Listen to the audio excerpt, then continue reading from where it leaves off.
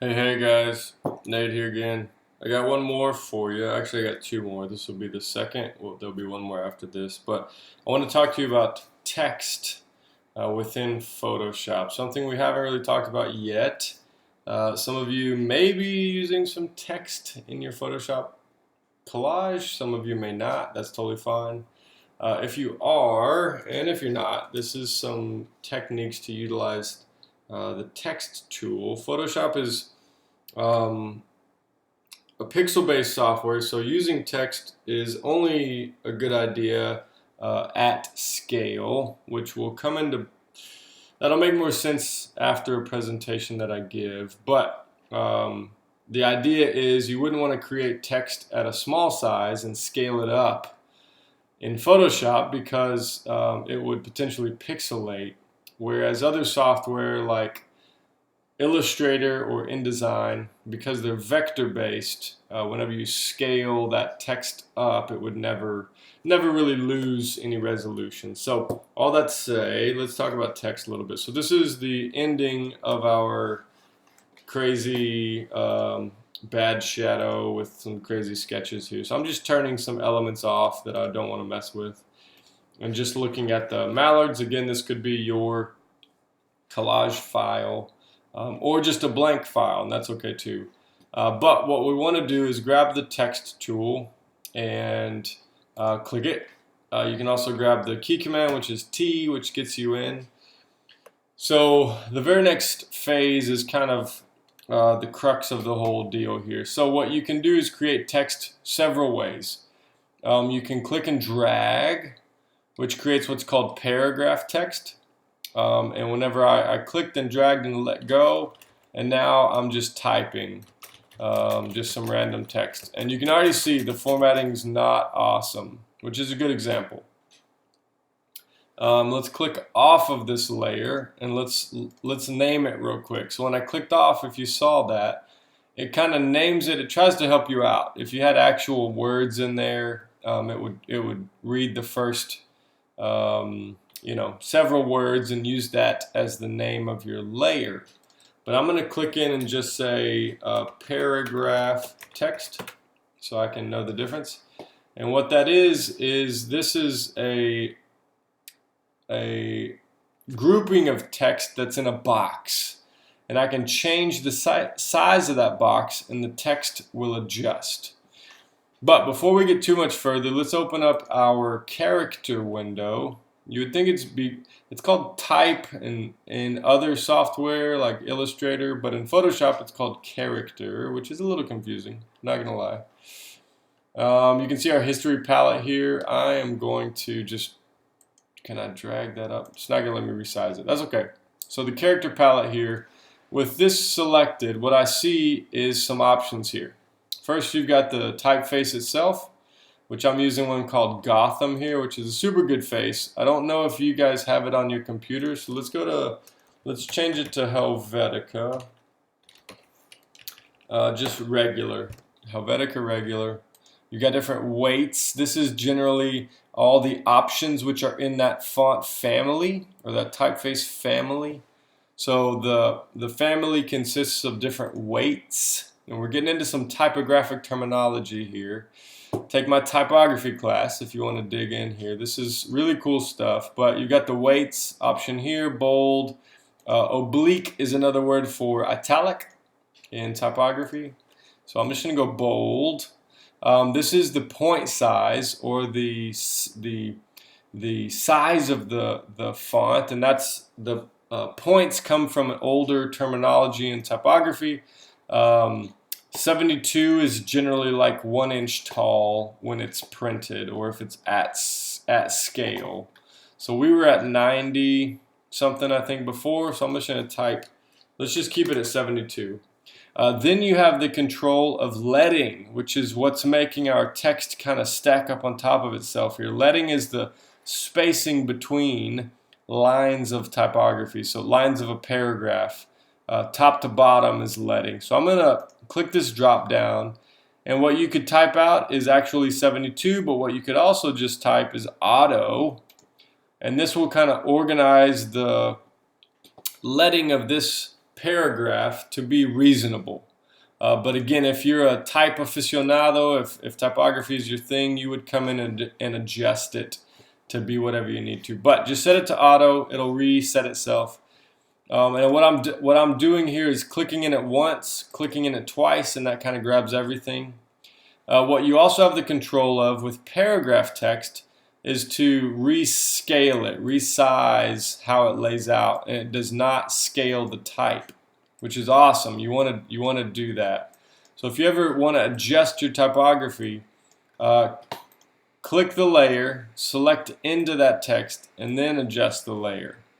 You can also move it, so grab your move tool here, move it around wherever you want, put it where you want. Okay, so that is a paragraph tool, and this comes into play whenever you have a lot of text and you want it to wrap nicely. So let's do that real quick. I'm going to grab the T or the text tool and click in, and instead of double clicking to grab all of it, I'm just going to click once and grab Command A to grab all the text. Command A, select all is what that's doing. And I'm going to change the point size to 35. And what I've done, I just press the Tab key, and that kind of gets you off of that size tool. So it's a little smaller here. And I think, can't I add? Yeah, right there. Okay, so put your cursor at the end. You might not have typed anything, but what you can also do is say you have a text box big like this and you want to fill it up. You can go to the type tool, type option up top, and say paste lorem ipsum. Lorem ipsum is a concept called Greeking, and this is what designers do if you don't have the text yet to fill it in, but you know you're going to have a big block of text. You can use what's called Greeking or lorem ipsum, which is Greek. And this is a way to fill in text so that you can see what it's going to look like, but not actually have the text yet. Okay, so that's paragraph text. So the difference is paragraph text is a box. What you can also do is grab the type tool or text tool here and click just once. So click just once and type. So graphic software applications is so awesome. And I just press the enter key at the end of that. So, graphic software applications is so awesome because it is. So for this, the kicker is this is not a box of text, it's just a single line. So if we were to just do space and add words, I'm just going to town here. What happens, I'm zooming out, commands negative, command negative, and command positive. What that does is it creates just a single blurb on a single line. It's not a paragraph, which is a box like this one. It's just a single line of text. This is really helpful sometimes if you have just single words. So say we just wanted to say the word graphic. This is helpful sometimes when it's just a single blurb like this. But if we were to do the same thing, so I'm going to press the T tool and click in to this. Again, you could also double click into that and you would be into the type tool. Spacebar, type, paste lorem ipsum. I think it just, boom, it just creates like a giant, yeah, it's like ridiculous. Huge blurb of lorem ipsum in a single line. So again, you might say, well, why would I ever need that? It comes into play in certain instances. If we wanted to create 4, I'm just holding Option and Shift and click and drag. If we wanted to create a bunch of these and kind of organize them, you could do that by selecting them in that way. But you probably will just use the single, if you have a single big word, or want a paragraph of text but only want it to sit in a single box, you could use the paragraph tool. So this is called point type or point text. And what you can also do is change it. So say you create it like this with a single click but want to change it to be paragraph text. And that's totally doable as well. So click the layer, point text, go to type, and where is it at? convert to paragraph text. You see that? So if you select that, it will now, if you click in, so grab the type tool, click in, now we've got a box that will keep our text in. And again, say you created paragraph text and wanted it to be a point text. Click on that layer. So this is now paragraph text, right? Select that layer, go to type, go to convert to point text. And because it was in the box, it keeps all the breaks. But if we were to take the breaks out, which I'm just clicking and deleting, now our text is back in one long line. So again, might not make a lot of sense yet, but you might need to use that. One more thing, I'm just going to create one big piece of type here. But instead of being 35, I'm going to say 235. Boom. No, I need it bigger. Let's say 535. Yeah, there you go. Now let's say a little bigger. Let's say, oops, sorry. Let's say 735 or 1535. That might be too big. All right, so it says there's a max. So I just wanted some big text here. I'm gonna change the color. So say you want your color to be a different color, your text to be a different color.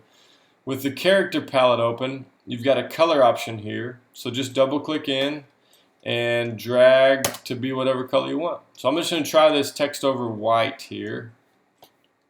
White over the text. And I want to show you one more thing. So we got into some layer styles in another tutorial, but there's one that I like to use for certain things, and it's just a drop shadow on text. So with this layer selected, double click on the layer and you should see this palette. If you double click over here on the right side, make sure you don't click on the text.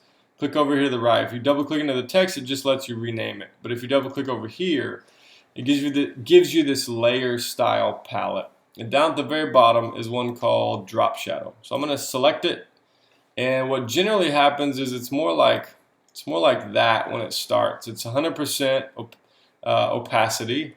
You also have control of the color, so let's say we make it like a crazy green here. You've got the color, and what it's selected to is multiply, which kind of shows what's beneath it. But what I want to do is make it kind of a soft shadow. So what you can do is play with the opacity and play with the distance, spread, and size, and just drag these around. Spread kind of fills out the center section, and size generally blurs it out. So sometimes you end up and distance is the distance away from center. So if you go 0, I think it's like right underneath it. But if you go 47, you see how it drags it off to the side. And that's way far away. What you can also do is change the angle. So I want it straight below it, or straight to the left of it, or straight to the right. What you're controlling is the light source, essentially, if it was an actual shadow. So we'll go ahead and go 45 over here. You can also type it if you want it exactly 45. But I'm going to say the distance to be like 50 away, because kind of close pixels wise.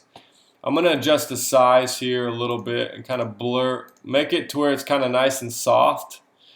And then I'm going to bring the opacity down a little bit, just so it's like almost glowing back behind it. Okay, so there's a rough kind of option, but say we wanted it black. Maybe it was actually on top of a white color. I just went really fast, I know. Just hang with me here. Say we wanted this white on white, but the shadow was going to be actually just black. So what I did is just double click in if you want to edit that drop shadow.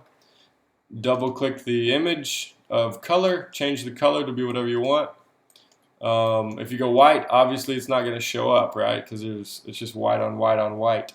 But that black kind of creates a cool